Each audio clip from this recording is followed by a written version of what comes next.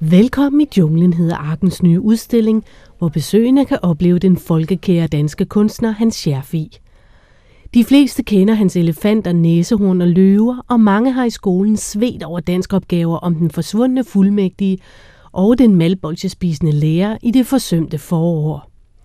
På Arken kan man møde både den skrivende og den malende kunstner.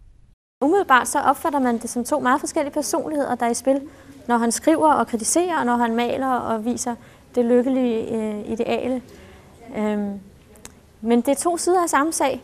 Altså, han brænder for, hvor smuk og fri og fantasifuld verden burde være i sine malerier, og det giver ham en masse energi og længes mod sådan en utopisk tilstand, hvor dyrene lever fredeligt sammen.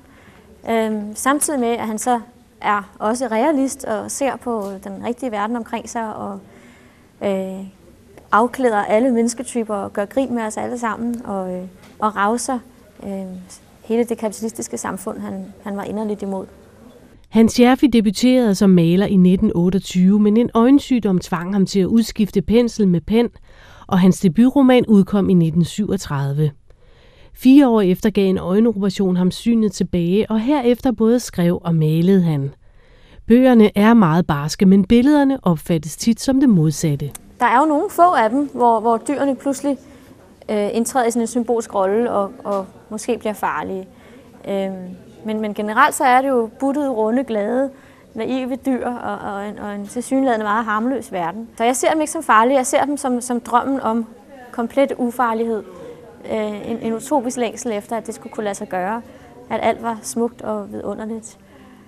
Udstillingens 65 malerier, 44 tegninger og dokumentarisk materiale præsenterer Scherfig på en ny og aktuel måde.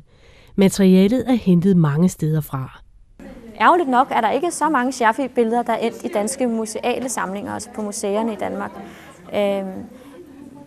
Vi har lånt nogle få fra museer, men ellers så er det fra Institutions Danmark, vil jeg sige. Offentlige institutioner og et børnehjem, skoler, og så fra et hav af private. Og vi har aldrig mødt så stor en velvilje.